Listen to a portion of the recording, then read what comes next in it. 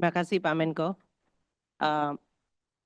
Bismillahirrahmanirrahim. Assalamualaikum warahmatullahi wabarakatuh. Selamat pagi dan salam sejahtera untuk kita semua. Bapak Menko, Bapak-Bapak Menteri dan pimpinan lembaga, para wakil menteri, serta teman-teman media yang saya hormati, izinkan saya untuk menyampaikan mungkin beberapa aspek dari kebijakan yang ini sebagian memang menggunakan APBN, anggaran pendapatan belanja, sebagai instrumen untuk bisa menyelenggarakan berbagai paket kebijakan untuk menjaga daya beli masyarakat, kesejahteraan, dan juga untuk menstimulus perekonomian kita sehingga ekonomi kita tetap bisa berjalan meskipun kita memahami banyak sekali dinamika global yang terjadi dan juga perkembangan di dalam negeri yang tentu akan menjadi hal yang kita waspadai. Yang kedua, saya juga ingin menyampaikan kepada seluruh media, masyarakat, pelaku usaha, para pengamat yang memberikan berbagai pandangan mengenai kebijakan terutama terkait dengan kebijakan PPN 12% maupun APBN secara keseluruhan. Karena saya memahami bahwa instrumen APBN dan pajak sebagai salah satu pilar terpenting di dalam APBN ini adalah merupakan instrumen yang dimiliki oleh masyarakat keseluruhan. Dan oleh karena itu selalu mendengar, mendapatkan feedback, dan kita terus berupaya menyempurnakan kebijakan, merespons kondisi yang ada, baik yang kemudian kita lihat berdasarkan evidence maupun dari sisi kebutuhan pembangunan dan perkembangan ekonomi kita sendiri. Saya akan memulai mungkin dengan prinsip masalah instrumen fiskal atau instrumen APBN dan instrumen fiskal atau instrumen perpajakan secara khusus yang merupakan instrumen penting untuk mewujudkan azas keadilan dan gotong royong di dalam menjaga dan membangun Indonesia. Karena ini sangat penting bagi kita semuanya. Kok beda ya? Halaman 1, halaman 2. Nah, terima kasih. Jadi kalau kita bicara tentang menjaga perekonomian, kita terus menggunakan instrumen, dan salah satu instrumen yang paling sering dan memang selalu menyentuh hajat hidup orang banyak adalah anggaran pendapatan belanja negara dan terutama instrumen perpajakan. Instrumen ini memiliki tujuan untuk mewujudkan azas keadilan dan gotong royong di dalam membangun Indonesia, di mana kelompok yang mampu tentu membayar kewajiban berdasarkan undang-undang. Jadi ini bukan merupakan kebijakan perseorangan, tapi ini selalu melalui proses undang-undang sesuai dengan undang-undang dasar kita. Setiap tindakan untuk memungut harus dilakukan berdasarkan undang-undang. Dan bagi kelompok masyarakat yang tidak mampu akan dilindungi atau bahkan diberikan bantuan. Disinilah prinsip negara hadir. Ini asas keadilan akan kita coba terus, tidak mungkin sempurna tapi kita coba mendekati untuk terus menyempurnakan dan memperbaiki. Oleh karena itu, meskipun tadi disampaikan oleh Pak Menko undang-undang mengenai HPP, mengenai PPN 12% itu diberlakukan, selama ini pemerintah dan DPR di dalam mendesain undang-undang juga memperhatikan atau terus memperhatikan keperpihakan kepada masyarakat tersebut.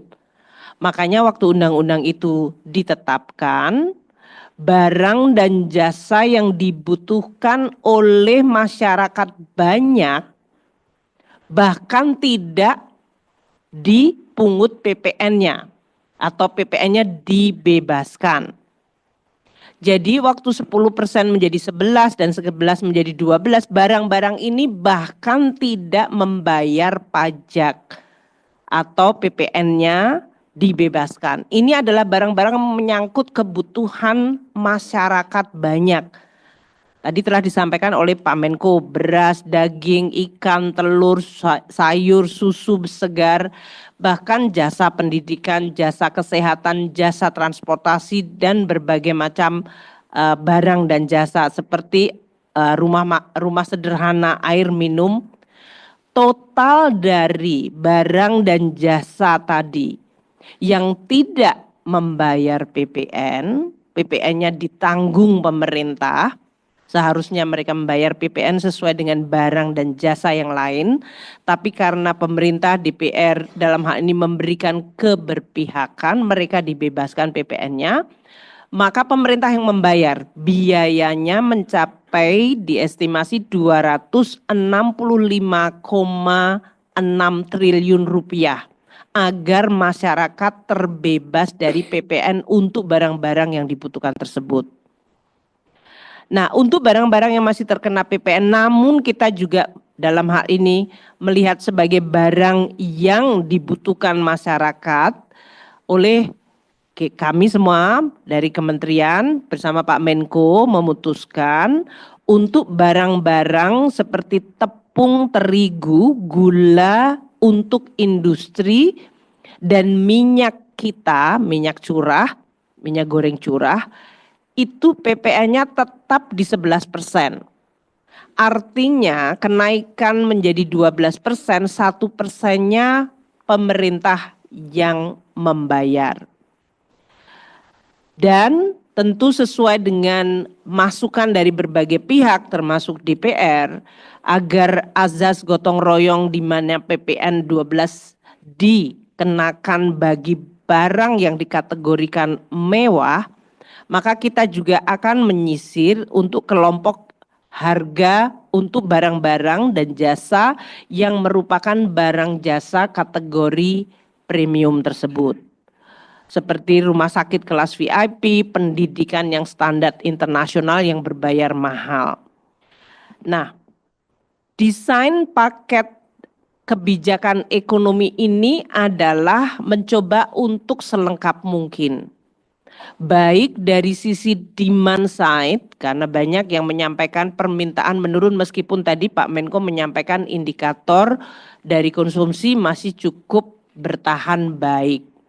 Namun juga ada beberapa data yang menggambarkan mungkin tekanan ekonomi dirasakan dan oleh karena itu pemerintah merespons. Kami dalam hal ini untuk mendesain paket stimulus ini mempertimbangkan secara seimbang sisi permintaan terutama kelompok menengah ke bawah yang tetap dimaksimalkan untuk dilindungi perlindungannya dan bahkan bantuannya. Dan di sisi lain juga stimulus ini untuk mendukung agar sektor-sektor produktif yaitu di bawah Kementerian Perindustrian, Perumahan itu bisa meningkat kegiatannya. Karena ini penting untuk menjaga momentum pertumbuhan ekonomi, penciptaan kesempatan kerja, optimisme di dalam masyarakat. Maka paket stimulus ini dibuat sekomplit mungkin. Untuk rumah tangga ada bantuan pangan bagi kelompok yang paling membutuhkan. Nanti saya sebutkan untuk beberapa yang mendapatkan benefit. Ada PPN DTP untuk barang-barang yang dikonsumsi paling sering seperti tepung terigu, gula, terutama gula untuk masukan ke industri dan minyak goreng kita. Itu diproteksi PPN-nya tetap tidak mengalami kenaikan ke-12, 1%-nya ditanggung pemerintah. Dan juga rumah tangga ini akan menikmati diskon listrik 50%. Untuk pekerja ada paketnya juga. Dari mulai akses kehilangan, jaminan kehilangan pekerjaan, dan nanti untuk industri padat karya di mana lagi-lagi yang disasar adalah pekerjanya dan industrinya, juga ada insentif PPh pasal 21 DTP untuk industri padat karya, pembiayaan industri padat karya dan bantuan 50% untuk jaminan kecelakaan kerja untuk sektor padat karya. Ini adalah karena kita mendengar, melihat, membaca dan melihat data untuk memberikan dukungan pada industri padat karya. Untuk UMKM juga diperpanjang masa berlaku PPh 0,5% final dan juga volume dari pendapatan sampai 500 juta tidak kena pajak. Untuk industri mobil dan hybrid, mobil listrik dan hybrid juga dilakukan insentif untuk kendaraan bermotor listrik berbasis baterai dan yang hybrid. Kemudian kita juga memberikan PPN DTP untuk sektor perumahan karena ini adalah sektor yang selain memenuhi kebutuhan masyarakat hajat hidup orang banyak, juga memiliki multiplier dan penciptaan kesempatan kerja yang besar. Nah, kami akan memulai dengan APBN sebagai instrumen yang akan terus kita jaga. Kami memahami pandangan dari berbagai masyarakat, namun APBN itu instrumen bernegara bersama.